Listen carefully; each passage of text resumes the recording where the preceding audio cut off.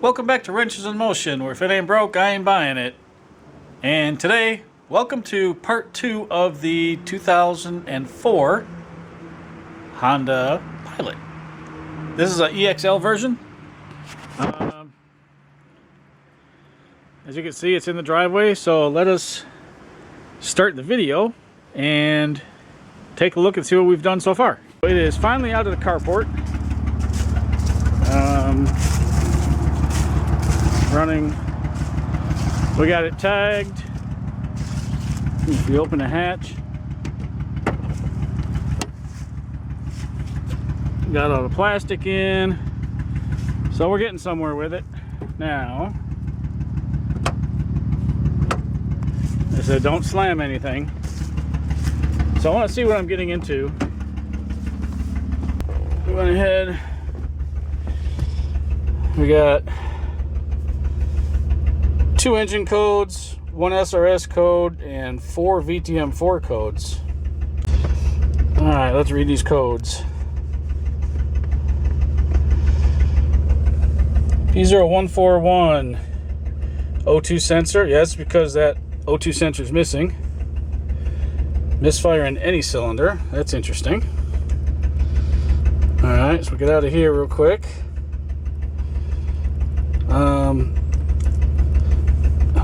SRS, that's an interesting one.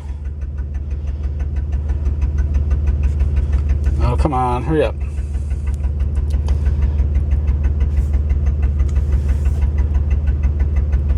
No, I don't want to see that one. I want to see the SRS.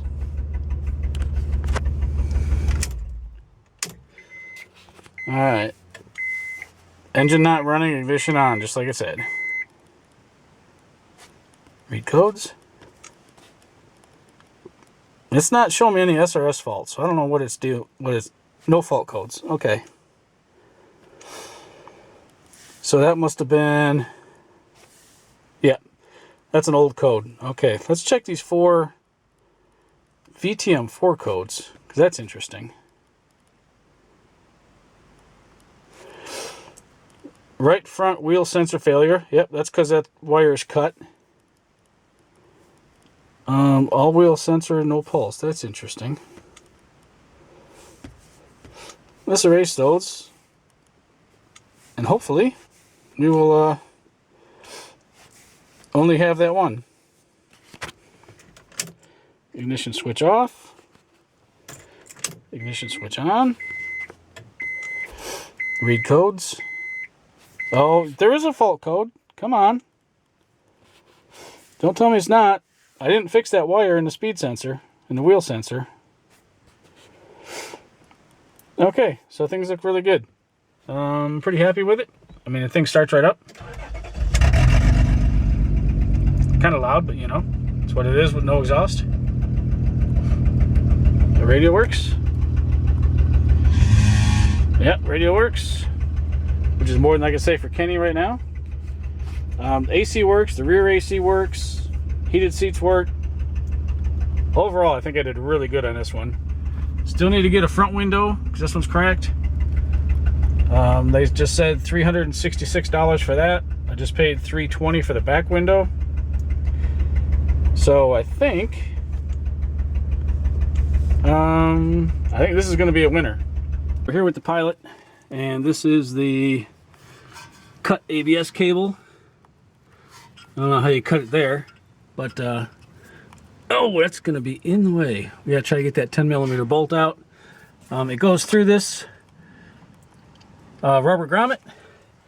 Comes down here, 10mm on top of here. And hopefully you can get the sensor out. And after we do that, then you come up here. And that orange plug right there, it comes through the firewall, or through the fender well, and plugs right in there. Super easy to change. And here it is. Got this at the junkyard. Cost me, I think, $7. So let's go ahead and put this in, see if we can clear that code. Ugh. All right. So I don't know if you can see it, probably not, but we threw some grease around there, popped it in there, bolted that in. We got this one in, comes up, we got that in. Up here, that's probably the hardest part of the whole job, is trying to put that back in. Once you get that rubber thing in, you'll come up and you'll see this sticking right through here. Let's go ahead and plug that in. Click. There we go. All right, it's time to throw the wheel back on, lower it back down, get the scanner, and see if we cleared that code. Okay, the scanner told me that the ABS light's going to come on during testing, and there it is. We're going to read codes. No fault codes detected. How about that? All right. Good deal.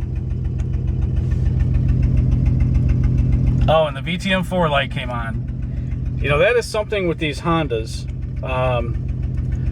that I found. When you scan them, it'll trip that light, and then you have to go in, and my scanner will not do it. This is a Autel Max Assist 906 BT, and it will not clear it. You have to do the jump pin 4 to pin 9 to reset your VTM4, which is really a shame. If I had a Foxwell scanner, I could clear it, but I don't have a Foxwell, so I've got this. Oh, we got 4 engine codes. I think we had 4 before. Anyway, let me let this thing scan, and we'll see what we get when we're done. Pressed erase the codes, and no, it looks like the VTM4 code cleared. Excellent. Now I don't have to do it the hard way. The SRS code cleared, the VTM4 cleared, so the only thing I've got now is the engine, and that's for the O2 sensor, and it sounds like it's got a misfire. So that is probably going to be plugs and coils, which is not a big deal. So I think we're doing okay so far. So since we're still working on the Pilot, let's come under here for a second. I want to show you something.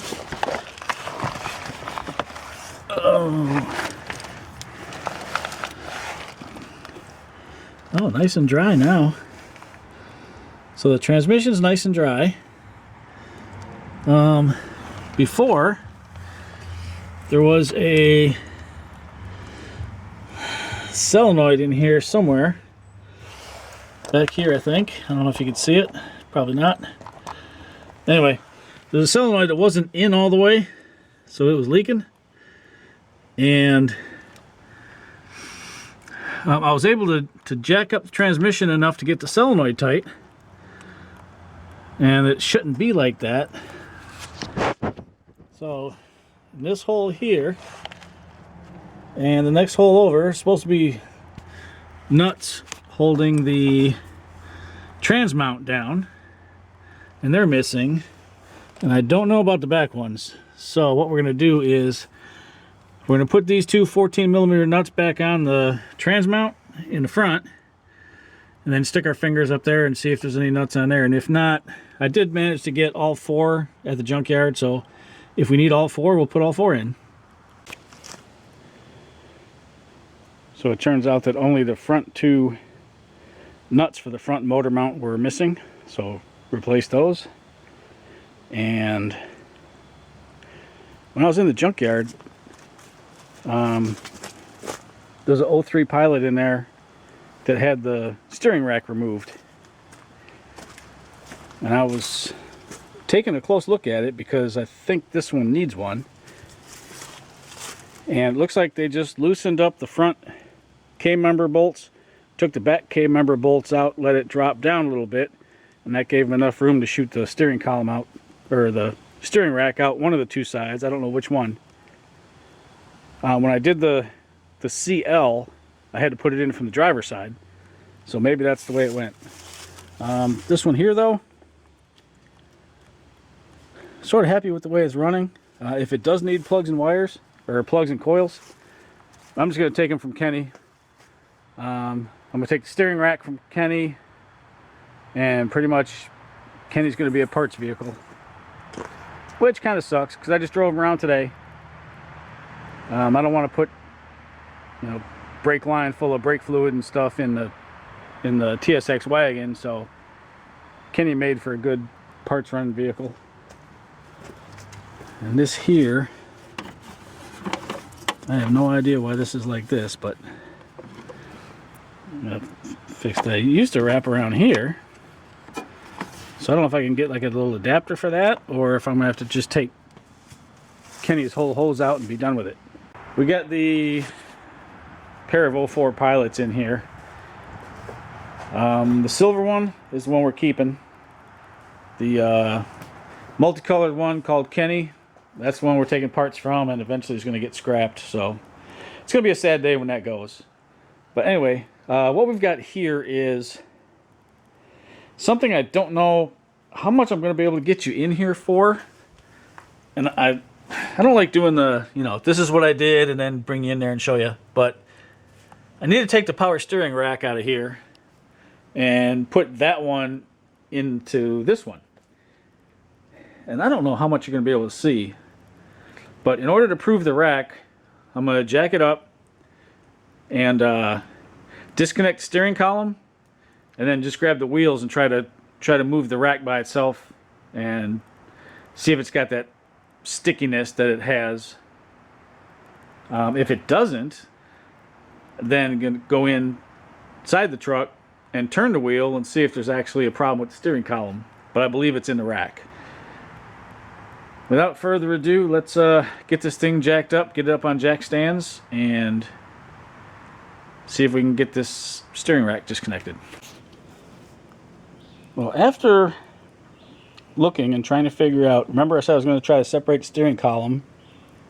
Well, the steering column operates smoothly, and I took this off, which is the link between the steering column and the rack and pinion, and I grabbed the wheels, turned them back and forth, and they turned smoothly. And then when I grab this, it's like it goes smooth that way. When you go this way, you can feel it hanging up and binding. And I'm thinking to myself, that little bit of binding that it's doing, I mean, it's actually binding quite a bit. Couple that with the weight on the wheels and the pressure of trying to turn it, I think I just solved my problem. So instead of swapping out the whole rack, I'm going to walk over to the other Pilot, grab one of those, and see if we can pop it in. Should take about 10 minutes to fix this issue. So let me walk you over there. Actually, I'll walk you over to this one first, because this one's got the light in it. You can probably see it. So there's a steering column hanging down. And all you really have to do is pull the carpet back, and there is the top of your power steering rack. And the U-joint goes like right here. So super easy to get to. 4 bolts to drop the steering column. There's 2 12s in here, and there's 2 13s out here. The 12s go on that. And then something else fell out. This fell out. And I have no idea where it went. Okay, so let's take a look at one that hasn't been all hacked up. There's a Velcro holding the carpet up, which was not over there. There's this plastic sleeve covering the steering column that we got to take off. I believe this just, yeah, those just come off like that. Just pull them off. All right, so we got to take that off. A little thing there. I think that just pries out. And then another one over there. You can see the mosquito flying around, of course. Hate them things. And we got to take some of the plastic off. So a little bit more work, but I think we'll be able to get this. Maybe it'll take 20 minutes. So I've got our other one pulled out. And I think what we're going to notice is that this one is super smooth in all directions. So that is the winner right there. Now let's go put it in. Okay, now that it steers fine, let's concentrate on some other things that were going on. The washer hose was split, so instead of trying to snake the whole hose from here, I just took a splitter through in there. That should work now. These two covers were missing. I just took them off the other one, popped them in there. While I was looking, I noticed that the cruise control module, yeah, that cable's all sloppy. So I think what we're going to do is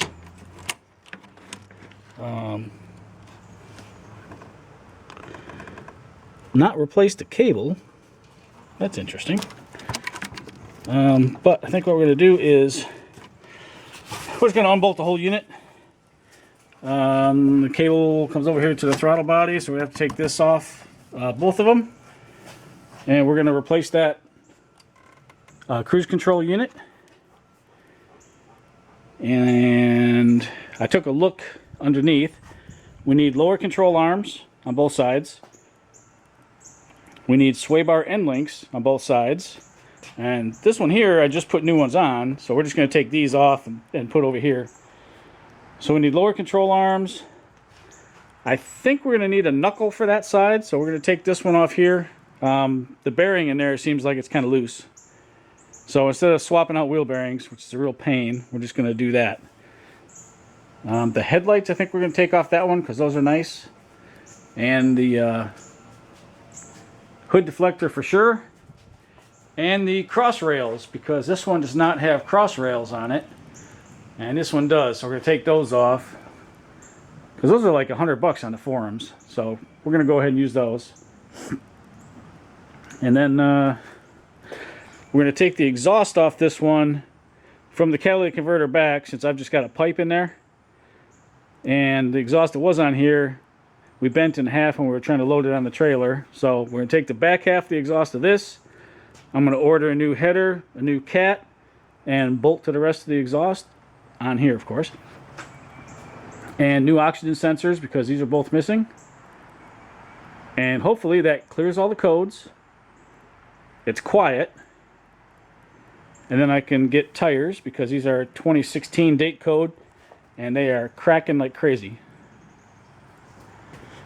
So on the inside, we still got to put it all back together, but I mean it's functional. It'll drive around. That's all I wanted for right now. So I figured I'd soak the motor in degreaser to get rid of some of the squirrel and mouse pee that's in there. So I wonder if this is why the cruise control didn't work. Besides that, was that the cable's disconnected. Huh. All right, well, no matter. We're gonna replace all that anyway. So we got the unit out. I don't drop everything. So there's the unit, and the cable runs across. So I'm just gonna do the whole bracket and everything. I'm not even gonna worry about it. The overflow bottle for the radiator goes here. There's a the connector that goes here, wraps around. So you got a little thing there. Squeeze that, get the wire off of there. 3 bolts, comes right out. Okay, there's no real way to get you in here so you can see. So I'm just going to move the washer bottle out of the way. Now, there's a bolt down there. These are all 10 millimeters. So right there.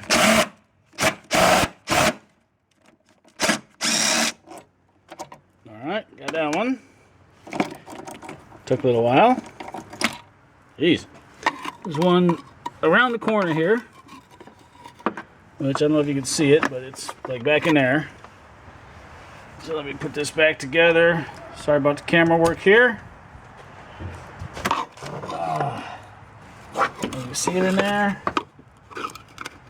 I can barely get on it right now. Alright. And then there's one way down there. Oh, there you go. You can see it, I think. So,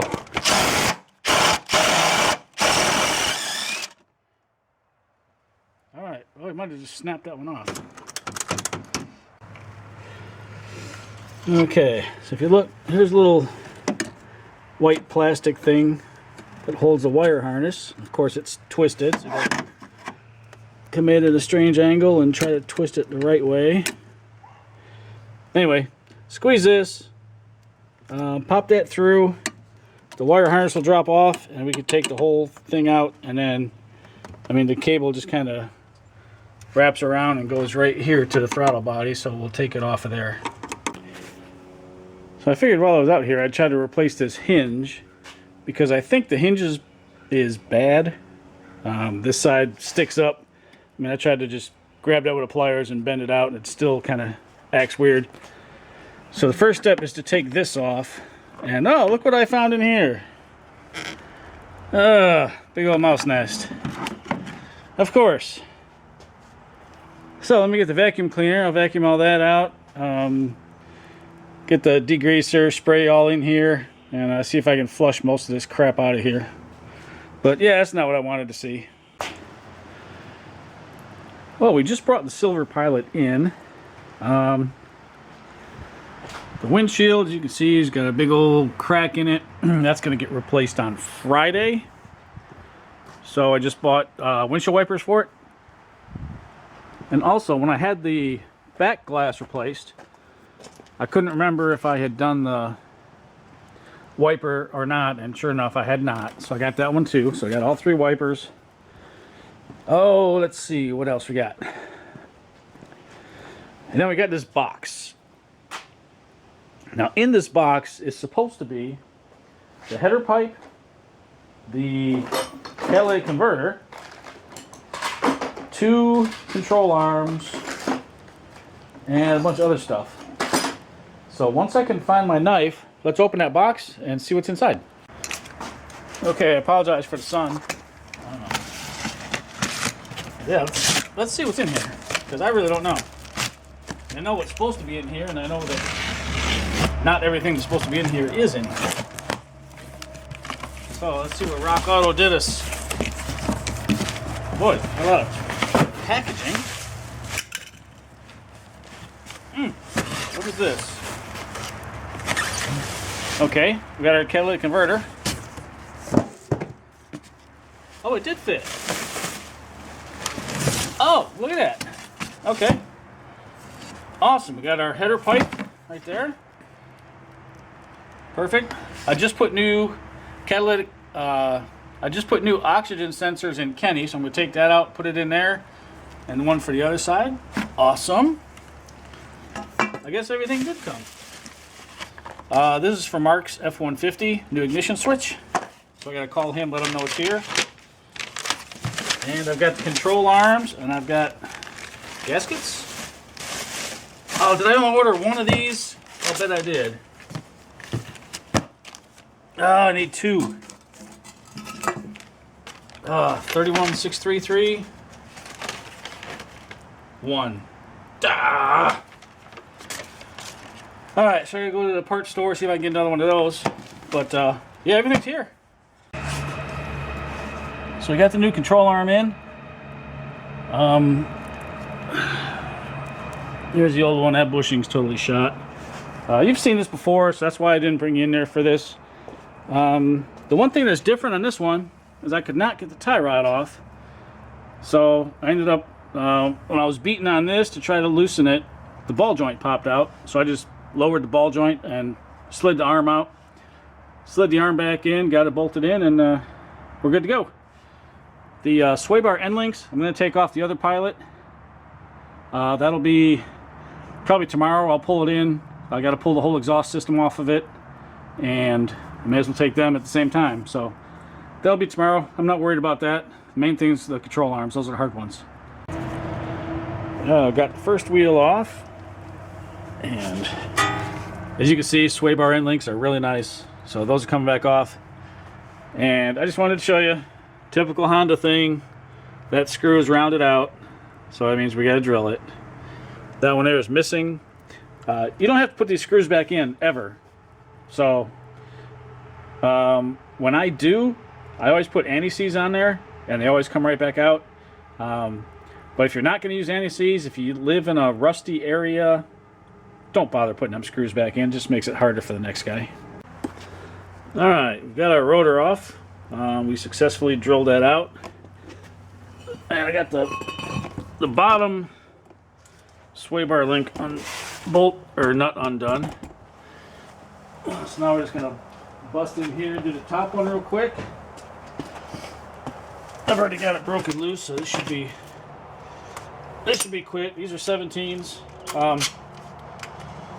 On these, they're like nylocks, so you don't have to put the Allen key in here to get these off. They just come right out. Just like that. Take out your sway bar end link, and there you go. We'll be putting that on the other one. Real nice. I mean, look at the boot on there is really good. And yeah, paint's real shiny. So those were fairly new when I took them out of the junkyard, which I'm very happy with. All right, so if the camera shakes, sorry. We've got our 7/32 Allen wrench in here. It's probably metric, but I've got a 5 and a 6, and neither one fit. So 5's too small, 6 acts like it's too big. It could probably be hammered in, but this is what you gotta go through to get these things off. Ow, you smack yourself. Feels real good.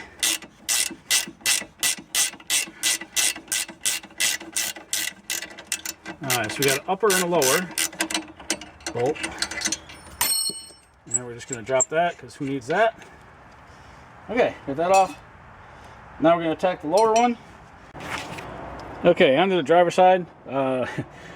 This here would not really fit on, so I had to clearance the inside of the rotor a little bit, which was kind of strange because it fit the other one just fine.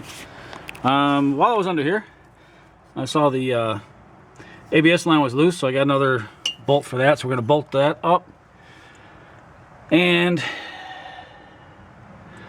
I'm going to throw the tire on. I think we're done with the suspension. Well, what a letdown. After pulling the exhaust off, I couldn't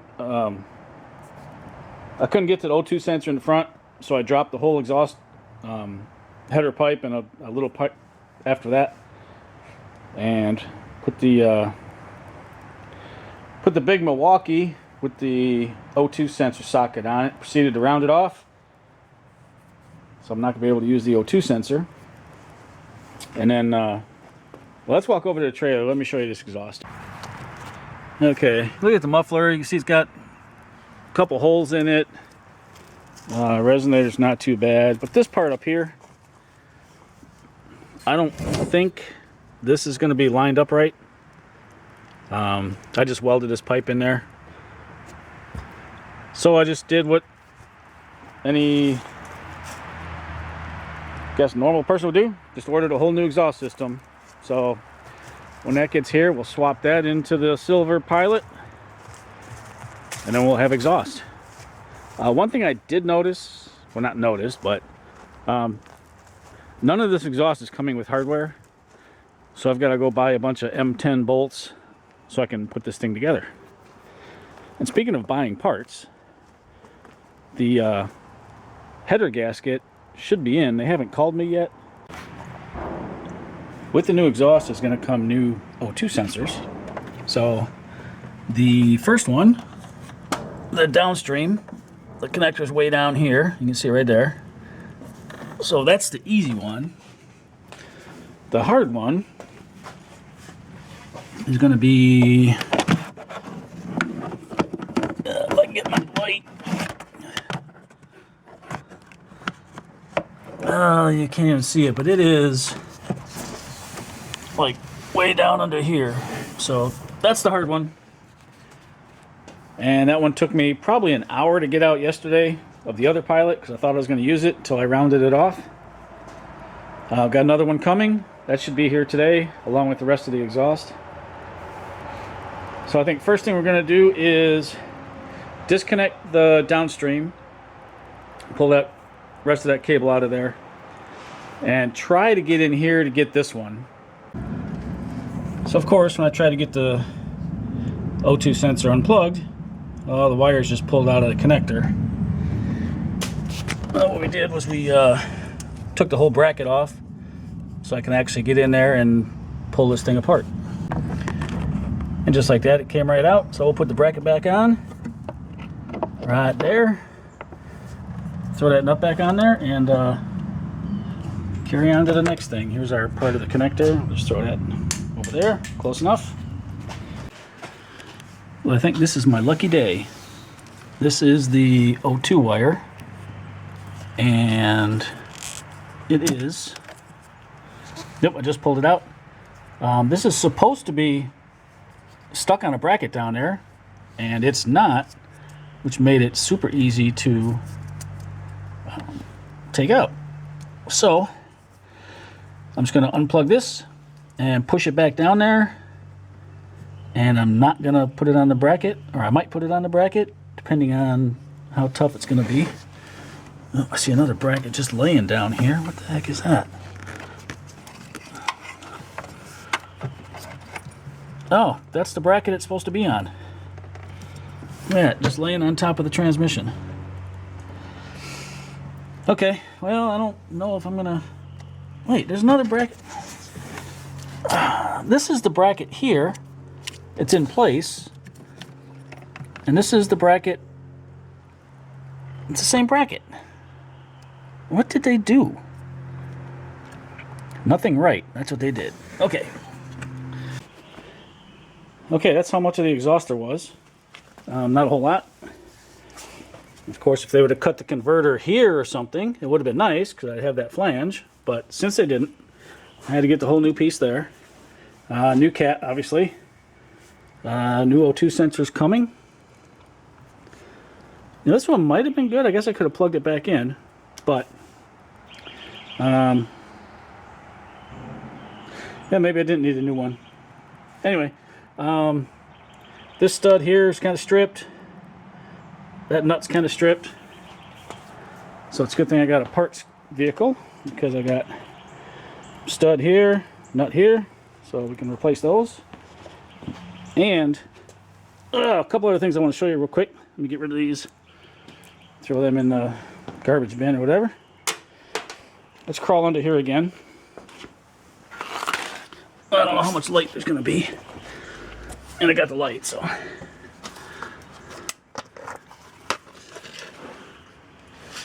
Okay, there's supposed to be a brace that goes under here. That's missing. Probably when they did the cat, they just took that out and never put it back in. So luckily, once again, we got a parts car. And this over here, I don't know if you can see this, but this is, there's the wire and there's the plug. So I gotta fix that. And one other thing is, I don't know if I ever mentioned it. When I first bought it, it would only shift from first to second.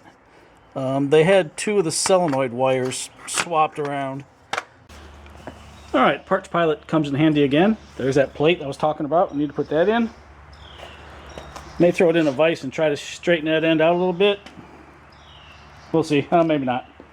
Alright, so we're going to put these little rings in here on both ends, and let's go ahead and pop this pipe up. Oh no, we can't. We got to put the O2 sensor in first because we can't reach it. And how did I know this was going to happen? I think I've done this before. Yep, totally don't fit. Oh, so what to do now? Thanks a lot for watching part 2 of the 2004 Honda Pilot. There's going to be a part 3 coming out here pretty soon. We did manage to get the exhaust on and find all the right gaskets and stuff. I didn't show any of that because for some reason I didn't record any of it, so that's why you guys didn't get to see it. If you guys want to see something in particular, shoot me a message. You never know. I'm up to working on all kinds of different things, so if there's something that you want to see me try to tackle or whatever, yeah, send me a line and I'll see if I can find one. Keep the rubber side down and keep your wrenches in motion.